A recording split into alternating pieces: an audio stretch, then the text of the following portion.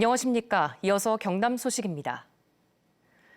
지방소멸 위기를 진단하고 해법을 모색하는 연중기획입니다. 소멸 위험에 직면한 경남 일부 자치단체에서는 체류형 생활 인구를 늘리기 위해 일과 휴양을 동시에 누리는 이른바 워케이션에 주목하고 있는데요. 워케이션 활성화를 위한 과제는 무엇인지 박기원 기자가 짚어봤습니다. 기암괴석이 어우러진 남해 금산 아래 나지막한 숙소 건물. 개인용 책상에 회의실까지 사무실을 옮겨놓은 듯 업무 공간이 마련돼 있습니다. 일하며 휴가도 즐기는 워케이션 공간입니다. 낮에는 사무 공간에서 일하고 휴식은 둘레길과 해수욕장에서 보낼 수 있습니다. 남해 자체에서 워케이션 사업을 많이 하고 있더라고요. 출장도 왔고 또 최근에 많은 분들이 워케이션을 즐기고 있다라는 거는 보고 있었어요.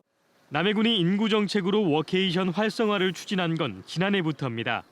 10여 년 전 인구 5만 명이 무너졌고 이제는 인구 4만 명도 위태로울 정도로 정주 인구가 급격히 줄었기 때문입니다. 남해군은 군 소유 건물을 대기업에 임대해 워케이션 센터를 운영했고 2년 동안 500여 명의 생활 인구가 유입된 것으로 분석했습니다. 머물 숙소 그리고 이분들이 일할 오피스를 저희가 구성하는 데 그 목적을 뒀고 그리고 남해 워케이션을 홍보하는 데 주력을 하였습니다. 경남에서는 조선업 불황으로 인구가 줄어든 통영과 고성도 워케이션에 관심입니다. 과제는 접근성과 차별화입니다. 대부분 공항과 기차역이 1시간 이상으로 멀고 일부 지역은 렌터카 업체도 없어 이동 문제가 가장 큰 걸림돌입니다. 또 앞서 워케이션에 뛰어든 제주나 강원 등 다른 자치단체와 차별화도 풀어야 할 과제입니다. 지역 자원 연계를 해서 이 남해 워케이션을 좀 더 풍성하게 만들어줄 수 있도록 하는 프로그램이 지원될 수 있을 것으로 기대하고 있습니다. 정부는 올해 전국 89개 인구 감소 지역의 생활 인구를 산정한 뒤 이를 재정 지원 기준에 반영하기로 하면서 생활 인구 유치를 둘러싼 자치단체 간 경쟁은 더 치열해질 전망입니다. KBS 뉴스 박기원입니다. 4월 총선을 앞두고 새해 초부터 여야의 총선 시계가 빨라지고 있습니다. 이번 총선은 야당 심판론과 정권 심판론을 넘어 지역 균형 발전을 위한 적임자를 뽑는 중대 변곡점인데요. 각 정당의 표심 공약 전략은 무엇인지 손원혁 기자가 전해드립니다. 최근 10년 수도권으로 간 20대 청년은 59만 명, 경남에서는 가장 많은 10만 명이 빠져나갔습니다. 경남의 고령화 속도는 전국 6위입니다. 청년 인구 유출과 고령화 등 속도를 높이고 있는 지방소멸. 이번 총선에서 경남 유권자의 표심을 움직일 수 있는 균형 발전의 정당별 전략은 무엇일까요? 국민의힘은 우주항공청 설립 지연에 대한 더불어민주당의 책임론을 부각합니다. 경남 주요 산업인 방산 수출 성과를 알리고 원전 산업 생태계 복원과 남해안 관광 활성화 등 정부 정책을 국회가 뒷받침해야 한다. 또 기회발전 특구 등 정부의 추진 사업 성과를 경남이 가져오려면 여당의 역할이 중요하다고 강조했습니다. 반면 민주당은 정부와 여당이 균형 발전에 역행한다고 날을 세웁니다. 경남 미래 산업을 뒷받침할 연구개발 예산 삭감, 감세 정책에 따른 지방재정 위기 등을 부각합니다. 또 경기도 김포의 서울 편입 등 여당의 수도권 중심 정책을 비판하며 부울경 메가시티 복원을 위해 국정기조 변화의 필요성을 강조했습니다. 정의당과 진보당 경남도당은 거대 양당의 혐오 정치로 균형 발전을 핵심 의제로 끌어올리지 못했다고 비판했습니다. 전문가들은 이번 총선에서 수도권이 최대 승부처로 부각되면서 균형 발전 정책이 퇴색할 것을 우려했습니다. 때문에 유권자의 역할이 더 중요하다고 강조했습니다.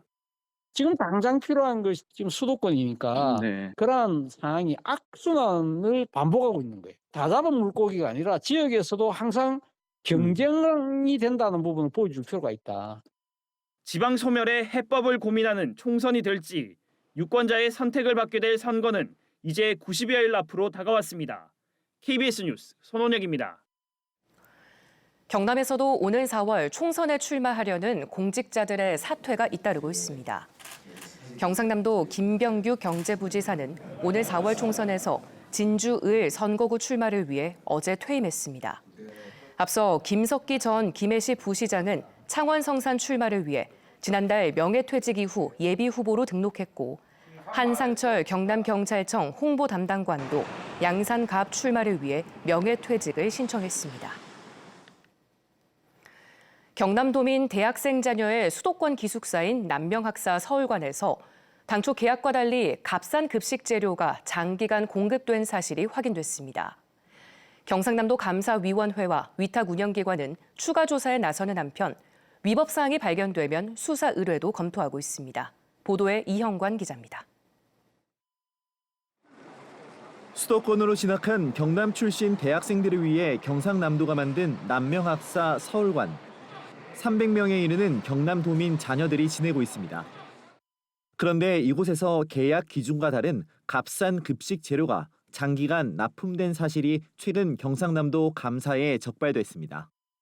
계약 내용과 다르게 국내산 콩으로 만든 두부가 중국산 콩으로 만든 두부로 유명 제조업체 우유가 값이 더 저렴한 우유로 바뀌어 공급된 것입니다. 감사에서 적발된 식재료는 두부와 우유를 비롯해 식용유 등 공산품 67개 품목입니다.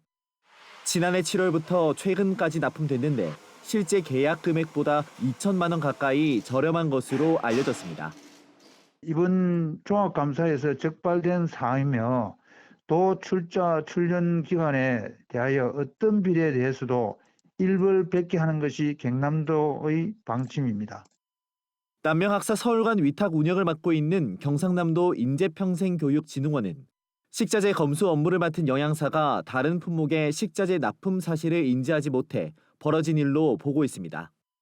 또 이달 안에 자체 조사를 통해 농축산물 등 계약 기준에 어긋나는 식재료가 추가 납품됐는지도 확인할 예정입니다. 경상남도 감사위원회는 남명학사 서울관의 감사 내용을 감독부서에 통보하는 한편 위법 사항이 발견되면 수사 의뢰도 검토하고 있습니다. KBS 뉴스 이형관입니다. 경남 주말엔 문화. 오늘은 도자기의 도시 김해로 갑니다. 조선 서민들의 도자기인 분청 도자를 전시하는 박물관에서 커피를 주제로 한 특별한 기획전이 열리고 있습니다. 진정은 기자입니다. 우리나라 분청사기의 중심지 김해에 2009년 들어선 분청도자 박물관입니다. 김해 글자가 가운데 또렷이 새겨진 접시, 김해 구산동 유적에서 출토된 조선시대 분청사기입니다.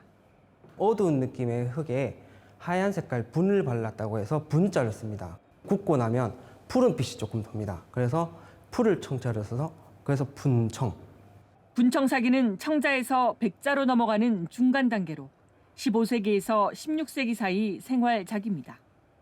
서민적이면서 친근한 조선 분청사기의 명맥이 현대의 커피잔으로 이어집니다. 김해 도예가들이 전통 방식으로 빚은 드리퍼와 머그잔. 1861년 프랑스 선교사에 의해 조선에 가배가 처음 전해지던 그때를 연상시킵니다. 김해 도예가들은 커피잔마저 도자기처럼 영롱하고 기품 있게 빚어냈습니다. 분청 도자기뿐만 아니라 가야시대 때도 이런 컵형 톡이라고 있습니다. 그 당시부터 여기는 물을 담아 먹거나 뭔가를 마셨다라는. 김해 분청도자박물관이 김해의 우수한 분청도자기와 커피를 주제로 마련한 기획전 세라의 가배입니다. 세라는 도자기를 뜻하는 영어 세라믹의 줄임말이고 가배는 커피가 조선에 처음 전해졌을 때 불리던 음역어입니다. 우리가 밥보다 김치보다 더 많이 먹는 게 커피였습니다. 김해에는 많은 도예가분들이 커피를 가지고 도자기와 만나면 어떨까? 김해 도예가들의 커피와 관련된 도자 작품 100여 점을 만날 수 있는 세라의 가배전은 4월 21일까지 이어집니다. KBS 뉴스 진정원입니다. 오는 4월 10일 치러질 22대 국회의원 선거 예비 후보를 소개합니다. 양산시 갑 선거구입니다. 더불어민주당 이재영 예비 후보입니다.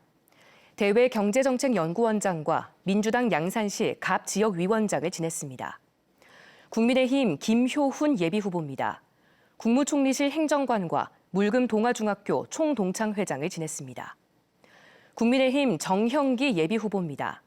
영산대 창조인재대학 자문교수로 국회의원 보좌관을 지냈습니다. 진보당 이은영 예비 후보입니다. 진보당 양산시 위원회 공동위원장이자 민주노총 양산지부 사무차장입니다. 지금까지 양산갑 예비 후보자였습니다.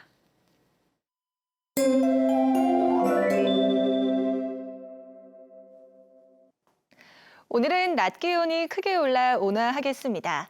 현재 기온 창원이 1도, 의령과 창녕이 영하 5도를 보이는 등 어제 같은 시각과 비슷하게 출발하고 있는데요. 한낮에는 대부분 지역이 12도 안팎으로 온화하겠습니다.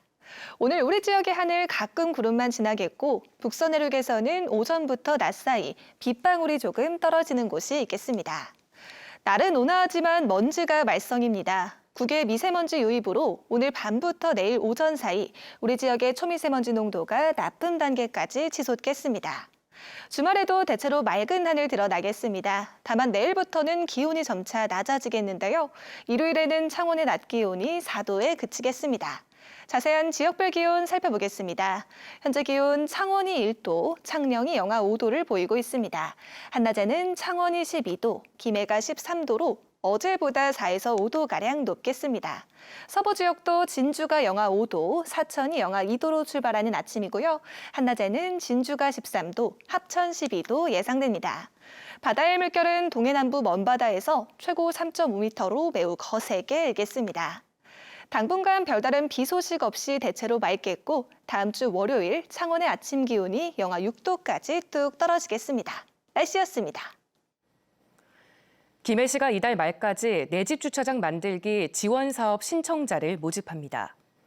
이번 사업은 건축물 소유주가 담장과 대문 등을 철거하고 개인 주차장을 조성하면 최대 500만 원을 지원하는 방식입니다. 김해시는 2002년부터 지난해까지 내 집 주차장 만들기 사업으로 140여 가구, 주차 공간 290여 면을 확보했습니다.